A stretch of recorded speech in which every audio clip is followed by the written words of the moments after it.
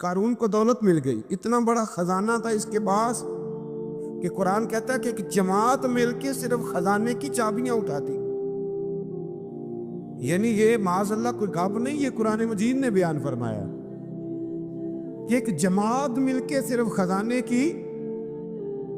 تو حضرت سیدنا موسیٰ علیہ السلام نے کہا زکوٰۃ دو. زکوٰۃ کے معاملے میں لوگ ہیل و حجت سے کام لیتے، غریب ہو جاتے. اس کو کہا زکوٰۃ دو تو کہنے لگا آپ کی تو میرے مال پہ نظر ہے. آپ نے فرمایا تو بڑا بیوقوف ہے، مال تجھے اللہ نے دیا ہے نا، اللہ کے رستے میں دے. یہ کام ذرا مشکل ہے کہ اس کو بار بار کہا تو اس نے نہ بجائے اس کے کہ وہ مال دیتا، اس نے حضرت موسیٰ پہ الزام لگا دیا. ایک عورت کو تیار کر کے لایا. یہ الزاموں والا کیس سنتے آ رہے ہیں آپ کہاں تک؟ حضرت یوسف پہ بھی لگا، جناب مریم پہ بھی لگا، حضرت سیدنا موسیٰ کلیم پہ بھی لگا، اور حضرت عیسیٰ پہ بھی. سارے ہوئے نا الزامات. آپ کیا بات کرتے ہیں؟ الزام لگانا، بہتان ترازی کرنا، اور ہمارے یہاں اچھی بات دل سے پھیلتی ہے، بری خبر وہ جلدی پھیل جاتی. ایک عورت کو تیار کر کے لایا معاذ اللہ تعالیٰ حضرت موسیٰ پر الزام لگانے کے لیے.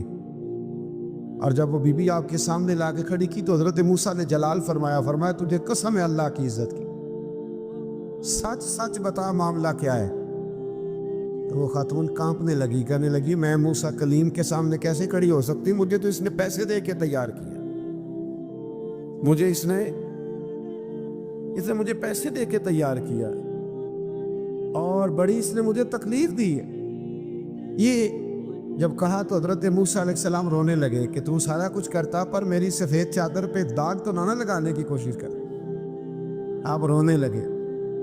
آپ یقین کریں لوگ تکلیف دیتے ہیں، بعضوں کا ایسی بات کرتے ہیں جس کا کوئی وجود نہیں ہوتا.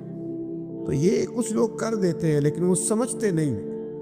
کہتے ہیں آپ حوصلہ کریں، آپ درویش ہیں. حضرت موسیٰ سے بڑا درویش کون ہوگا؟ کلیم تھے نا اللہ کے، بڑا جگرا ہے نا. لیکن رو پڑے، کہنے لگے تجھے ایسا نہیں کرنا چاہیے. کہنے لگے اللہ اب اسے سزا دے. تو رب کریم نے اس کے سارے ساز و سامان سمیت اسے زمین میں دھنسا دیا. وہ زمین میں غرق ہو گیا اپنے خزانے سمیت. امام اعظم ابو حنیفہ رحمۃ اللہ تعالیٰ علیہ کچھ لوگ حسد کرنے لگے تو ایک عورت ایک دفعہ آ گئی، کہنے لگی کوئی مسئلہ پوچھنا ہے. یہ بڑا کٹھن سا معاملہ ہوتا ہے، جو آدمی جو کام کر رہا ہوتا ہے وہی روپ دھار لیتے. مسئلہ پوچھنے اندر آئی تو باہر سے شور ہو گیا، لوگ آ گئے، کوتوال کو بلا لیا، معاذ اللہ امام صاحب کے پاس بی بی ہے، جیل میں لے گئے، سویرے فیصلہ کریں گے. رات کو نا ساری رات امام اعظم نے نماز پڑھی، ساری رات، اور کہنے لگے اے اللہ اب تو میں بوڑھا ہو گیا، اس حال میں اب ان سوالوں کا جواب دوں گا. وہ عورت بھی ساتھ بند تھی، اس عمر میں ان سوالوں کے جواب یار بڑا مشکل ہوتا ہے. اللہ اکبر. اس عمر میں امام صاحب رو رہے تھے تو اس عورت کا دل نرم ہو گیا. امام صاحب سے کہنے لگی مجھے غلطی ہو گئی، میں نے پیسے کسی سے پکڑ لیے تھے. حضور آپ تو اللہ کے نیک بندے. امام صاحب کہنے لگی اب ایک نیکی کر، کوتوال سے کہہ کہ مجھے کوئی تکلیف ہے تو میں دوا کھا کے واپس آ جاؤں گا. تو وہ کوتوال تو پہلے ملا ہوا تھا، اس نے اس کو کہا کہ مجھے کوئی تکلیف ہے میں گھر جاتی ہوں، دوا کھا کے واپس. امام صاحب نے سمجھا دیا. وہ گئی تو جو برقع اس نے پہنا ہوا تھا نا نقاب ساری عورتیں، وہ جا کے نا اس نے امام صاحب کی بیوی کو دیا. امام صاحب نے اس کو سمجھا کے بھیجا تھا. وہ برقع گھر لے گئی اور جا کے زوجہ کو ساری بات سنائی. وہ دوائی کھانے گھر چلی گئی اور زوجہ برقع پہن کے تھانے آ گئی. سویرے قاضی کے سامنے پیش ہوئے تو کہنے لگا جی آپ اتنے بزرگ ہو کے عالم ہو کے بیوی کے ساتھ اکیلے. فرمایا میری بیوی ہے تو میں نے اکیلے ہی ہونا تھا اس کے ساتھ، اور کس نے ہونا تھا؟ جناب آپ کی بیوی. فرمایا بلاؤ میرے سسر کو، اور بلاؤ محلے کی 10-12 عورتوں کو بھی دیکھ لیں. انہوں نے دیکھا تو امام صاحب کی بیوی نکل آئی. وہ جتنے تھے نا الزام لگانے والے وہ اب غور سے دیکھ رہے تھے. تو ایک کہنے لگا امام صاحب سے یہ کیا ہوا؟ فرمایا قرآن ہے وَتُعِزُّ مَن تَشَاءُ وَتُذِلُّ مَن تَشَاءُ. یہ قرآن ہے. ہونا کیا تھا؟ رب نے اپنا وعدہ سچا کر کے دکھایا ہے. تو اس نے بھی الزام لگایا، پھر سزا یہ ملی کہ وہ ہمیشہ کے لیے زمین میں دھنستا۔ دولت کون دیتا ہے؟ اللہ دیتا ہے نا، تو اگر اللہ کہے تھوڑی سی واپس بھی کرو، بندیاں دے خرچے بات جاندے نے، تھوڑی سی واپس مانگ لے تو ہاتھ تنگ ہو جاتا ہے۔ یہ خاتون نے ایک دفعہ مجھے پیغام دیا تو میں بڑی اس کی بات سن کے مجھے عجیب لگا۔ وہ کہنے لگی کہ دوسری جگہ میری شادی ہوئی ہے، مجھے طلاق ہو گئی تھی، تو مجھے ایک تانا روز سننے کو ملتا ہے تو اتنی اچھی ہوتی تو وہاں نہ رہ لیتی۔ تو بھئی یہ کوئی تانے والی بات ہے؟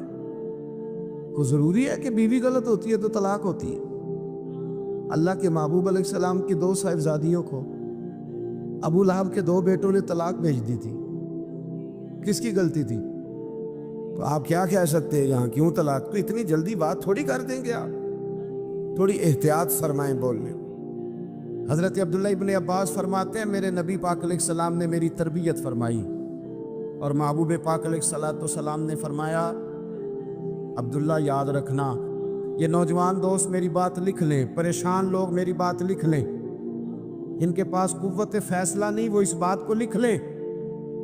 حضرت عبداللہ ابن عباس فرماتے ہیں میرے نبی پاک علیہ السلام نے مجھ سے فرمایا تھا عبداللہ سن، اگر ساری دنیا مل کے تیرا کوئی نفع کرنا چاہے، کر نہیں سکتی جب تک میرے رب کی رضا نہ ہو، اور فرمایا ساری دنیا مل کے تیرا کچھ بگاڑنا چاہے تو عبداللہ بگاڑ نہیں سکتی جب تک رب کریم کی حکمت کا تقاضا نہ ہو۔ لوگوں سے ڈرنا، لوگوں کی طرف دیکھنا، ماحول دیکھ کے اپنے راہ کا تعین کرنا، ہر بندے کے خیالات کے مطابق ڈھلنے کی کوشش کرنا، فلانا نہ ناراض ہو جائے، فلانا نہ ناراض ہو جائے، وہ جس نے ہونا ہو جائے، بس رب اور رسول ناراض نہ ہو۔ اپنی زندگی میں اپنے مالک کو مولا جان کے، بل اللہ مولاکم، اللہ تمہارا مولا ہے، وَهُوَ خَيْرُ النَّاصِرِينَ، وہ بہترین مددگار ہے۔ توجہ جب بھی کریں رب کی جانب کریں، اپنے دل کا قبلہ درست رکھیں، سوچوں کے زاویے سیدھے رکھیں۔ میرے بھائی، مالک جب بندوبست کر دے نا، جب مالک بندوبست کر دے، پھر ایسا بندوبست کرتا ہے کہ لوگوں کے پاس نا چارہ نہیں رہتا۔ حضرت مریم رضی اللہ تعالی عنہا پاک باز تھی، مسجد میں رہی تھی، پر مالک کی حکمت کے تقاضے بڑے عجیب ہے نا۔ پھر جناب مریم کو اللہ تعالیٰ نے بغیر شوہر کی اولاد عطا کر دی۔ یہ بات ہی ایسی تھی، وہ کسی نے کہا تھا کہ مخلوق تو فنکار ہے اس درجہ کے پل بھر میں سنگے در کعبہ سے بھی اصنام تراشے، تم کون ہو کیا چیز ہے داغے کبابی، لوگوں نے تو مریم پہ بھی الزام تراشے۔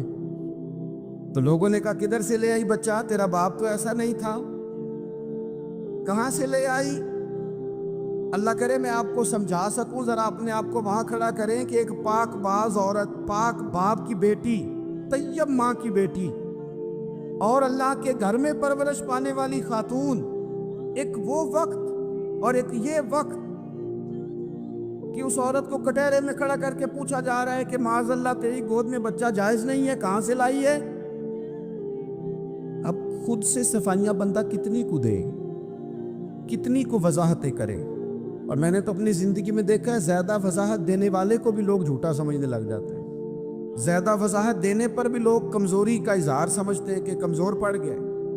آپ صلح کی کوشش کرتے ہیں، سامنے والا بزدل سمجھ لیتا ہے، زیادہ وضاحتیں بھی کمزور کر دیتی ہیں۔ اب حضرت مریم کو کٹہرے میں کھڑا کر کے کہا بچہ کس کا ہے؟ تو پھر خدا بندوبست جب کرے، اللہ جب مددگار ہو، تو پھر حضرت مریم کی گواہی درختوں سے نہیں دلوائی، اس نے پتوں سے نہیں دلوائی، پھر فرشتے نہیں بھیجے۔ حضرت مریم کہنے لگی مجھ سے نہ پوچھو، وہ جو پنگوڑے میں ہے اسی سے پوچھ لو، ان سے پوچھو نا، وہ کون ہے پوچھ لو، ان سے کر لو سوال۔ انہوں نے کب پنگوڑے میں چند دنوں کا بچہ، یہ جواب دے گا؟ مددگار تھا رب، ان کی برات کا اعلان کرنا تھا مالک نے، اور جب مالک اعلان کر دے، جب مالک تیری صفائی دینا چاہے، جب مالک तुझे दुनिया के सामने निखारना चाहे तो पंगूड़े में लेटे हजरत ईसा बोल के कहने लगे, इन्नी अब्दुल्ला आतानियल किताबा। फरमाया मैं अल्लाह का बंदा हूँ, रब ने मुझे किताब अता करके नबी बना के दुनिया में भेजा है। मैं अल्लाह का बंदा हूँ, किताब लेके आया हूँ, नबी बन के आया हूँ। फिर पंगूड़े से ऐलान हो गया, फिर बच्चा बोल पड़ा। और ये एक दफा नहीं बात हुई,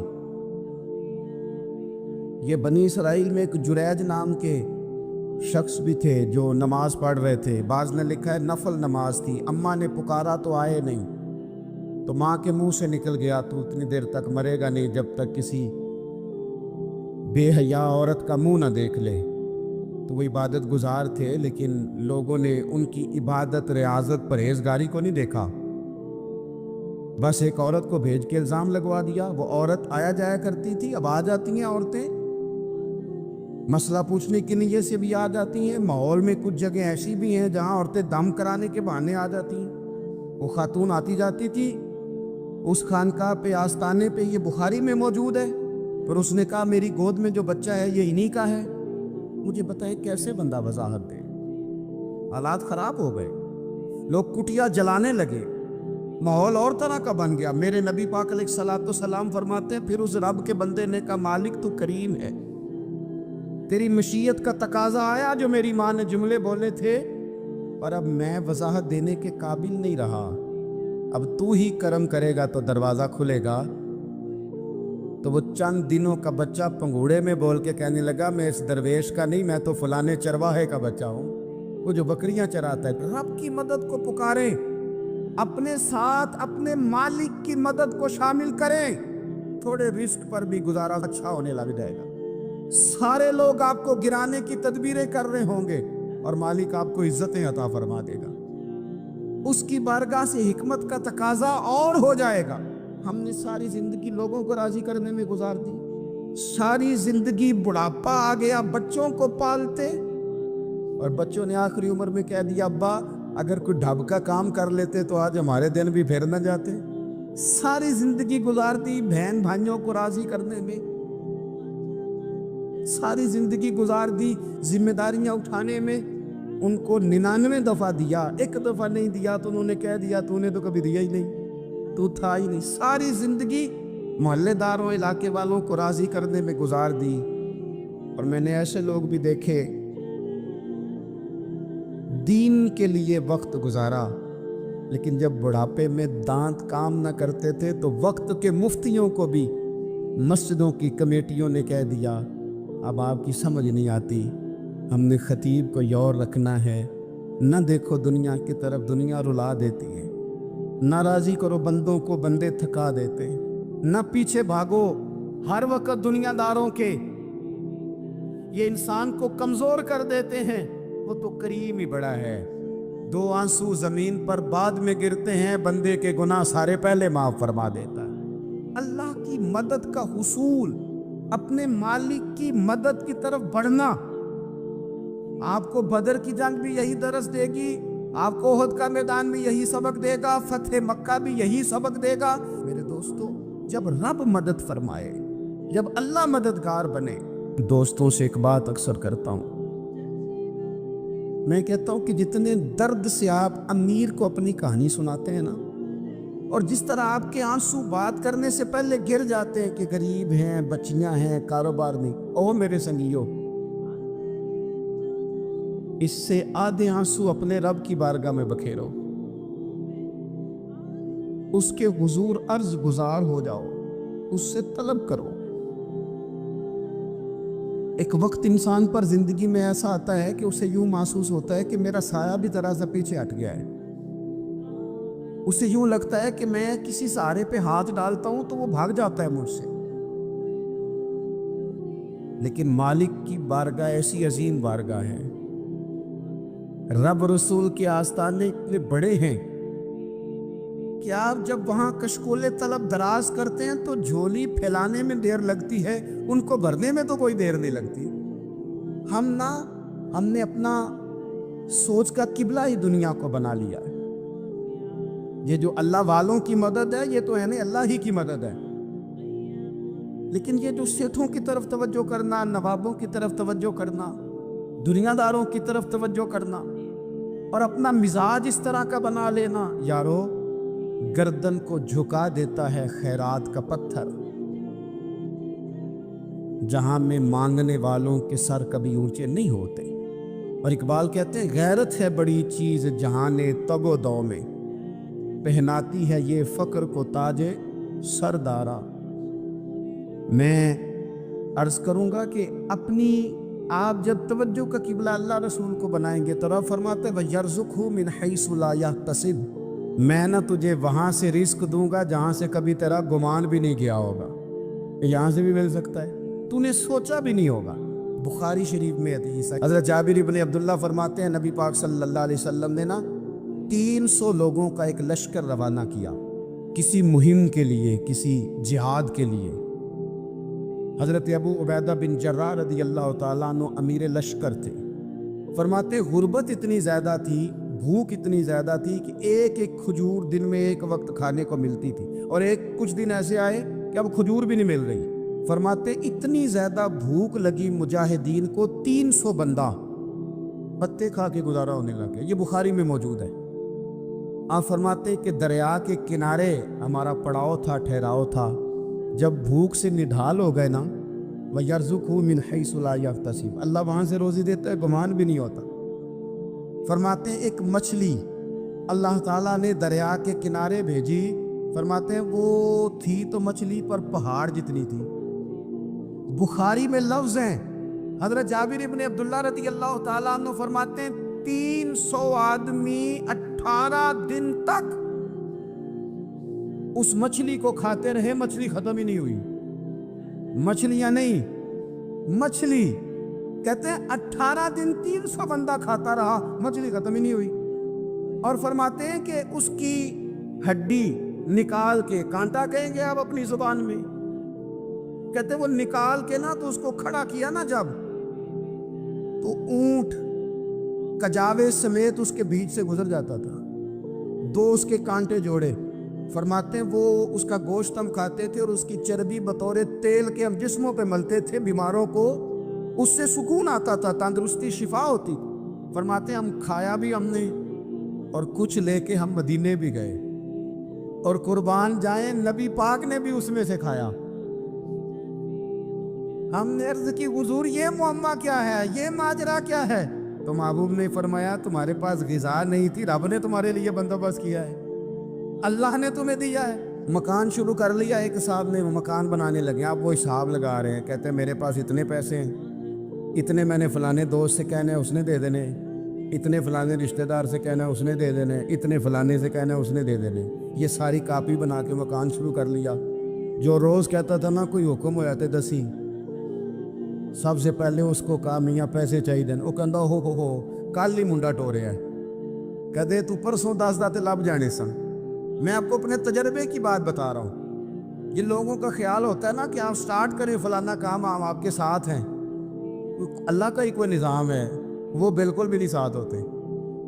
لیکن ایسا نہیں ہے کہ کوئی ساتھ نہیں ہوتا، اللہ تعالیٰ بڑے اسباب پیدا کرتا ہے، وہاں سے دیتا ہے جہاں سے گمان بھی۔ ہمارا یہ ذہن بن جاتا ہے ہم ساری اپنے حساب سے چلتے، اتنے رشتہ داروں سے، اتنے کون آپ کے ساتھ چلے گا، سوال ہی نہیں پیدا ہوتا۔ یہ سارے کام چھوڑ کے سب سے پہلے 2 رکعتیں پڑھو، اپنے رب کی بارگاہ میں، رسول کائنات کی بارگاہ میں گزارشات اور استغاثے پیش کرو، وہاں سے خیر طلب کرو۔ دنیا دار کیا دیں گے، کیا دے سکتے ہیں، کیا حیثیت ہوتی ہے کسی کی؟ اللہ کہتا ہے وہاں سے دوں گا۔ تو جو اللہ مال دے وہ لینا چاہیے کہ رشتہ داروں کا مال دیکھنا چاہیے؟ جو اللہ دے وہ لینا چاہیے کہ سیٹھوں نوابوں کی جیبیں دیکھنی چاہیے؟ جو اللہ دے وہ قبول کرنا چاہیے یا دیکھنا چاہیے کون سا آدمی کہاں پہنچ گیا؟ چھوڑو، اپنی مٹی پہ چلنے کا سلیقہ سیکھو۔ کسی کے سنگ مرمر پہ چلو گے تو پھسل جاؤ گے۔ مدد اللہ سے چاہیں، اپنی توجہات کا مرکز رب رسول کی ذات پہ بنائیں، پھر آپ محسوس کریں گے کہ بڑی جلدی اللہ تعالیٰ کی مدد آنے لگی ہے۔ کبھی آپ صرف کہہ دیں نا میرا رب میرے ساتھ ہے، اس لفظ میں اتنی طاقت ہے کہ دشمن ویسے زہر ہو جاتا ہے، زندگی میں کسی سے بھی لڑائی ہو تو اچھی طرح سوچ لیں کہ اللہ اس طرف ہے یا اس طرف ہے. اگر آپ زیادتی پہ ہیں تو پھر رب مظلوم کی جانب ہے. اگر اللہ کی مدد آپ کے ساتھ ہے تو دنیا کی کوئی طاقت آپ کو گرا نہیں سکتی.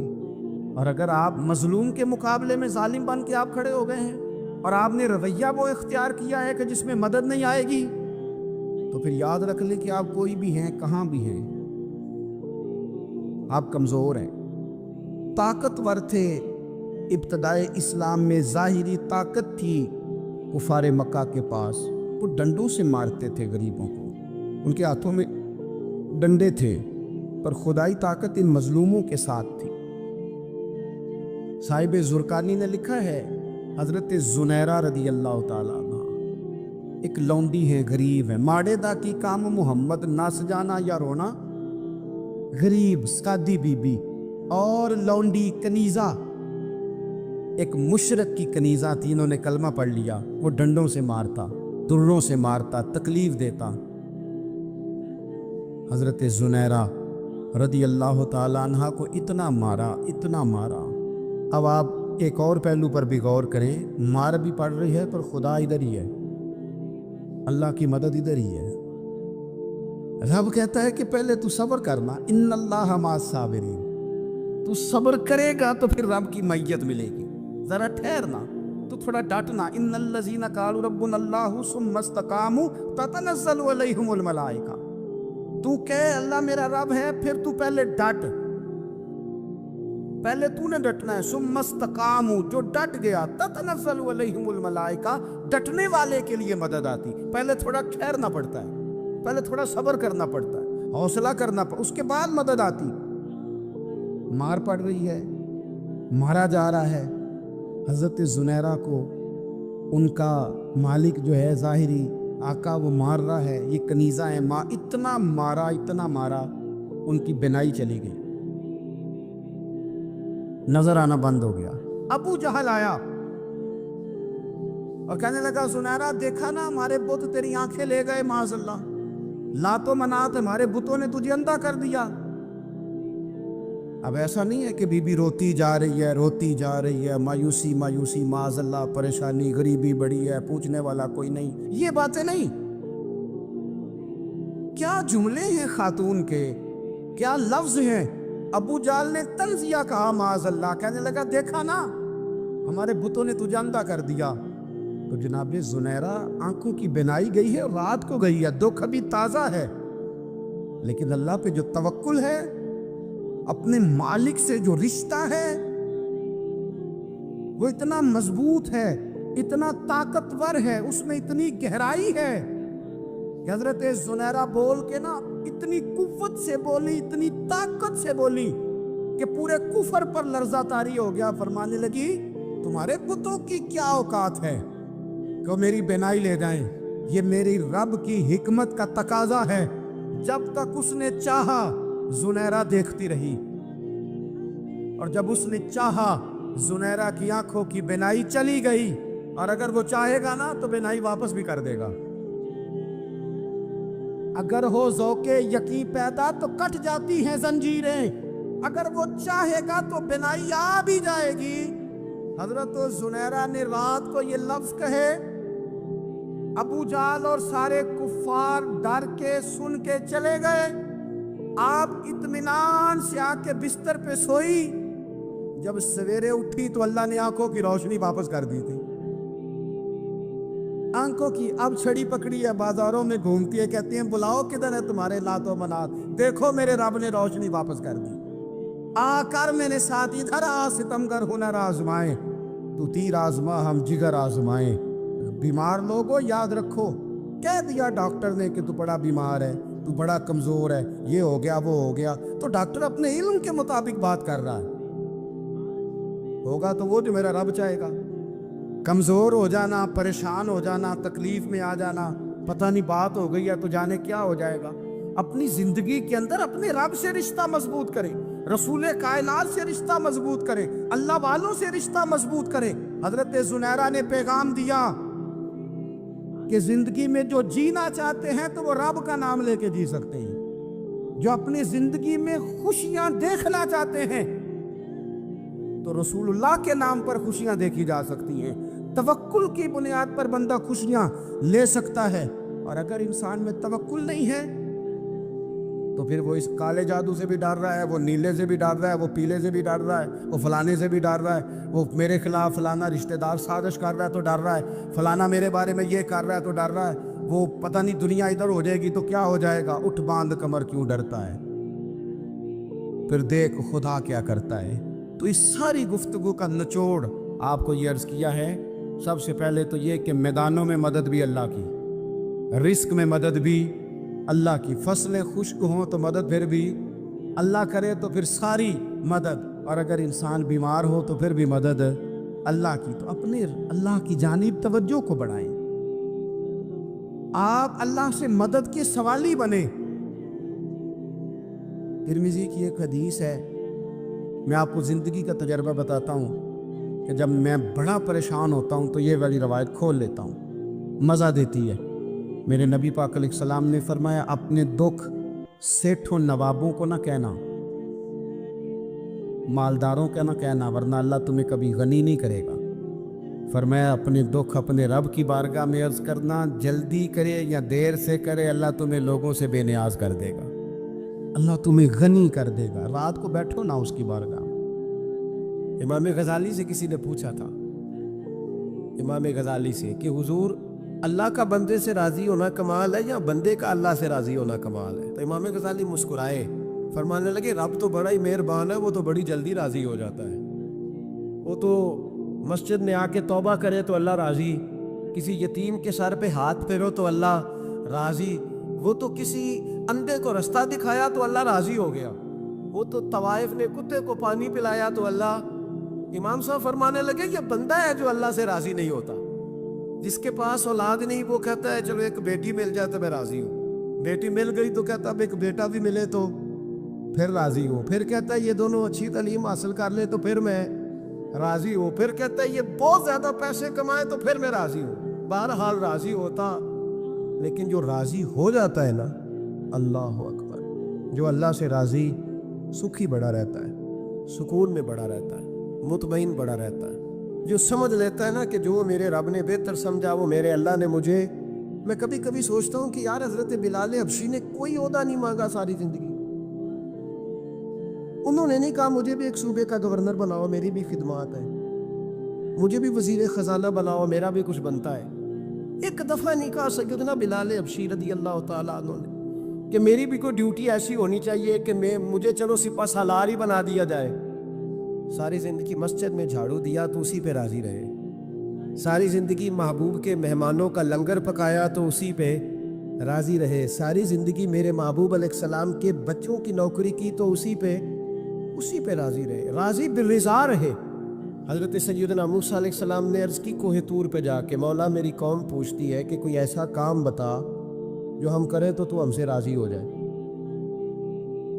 حضرت موسیٰ کی قوم کا خیال تھا کہ تہجد کا حکم آئے گا تو پڑھیں گے, صدقات کا حکم آئے گا تو دیں گے, جہاد کی بات ہوگی تو کریں گے. کچھ جو نیک لوگ تھے ان میں سے انہوں نے یہ پیغام دیا کہ مالک ہمیں بتائے کہ وہ کس کام پہ راضی ہوتا ہے, ہم وہ کام کریں تاکہ اللہ ہم سے راضی ہو جائے. حضرت موسیٰ کلیم کہتے ہیں میں نے عرض کی مولا میری قوم پوچھتی ہے کہ کون سا ایسا کام کریں کہ تو راضی ہو جائے.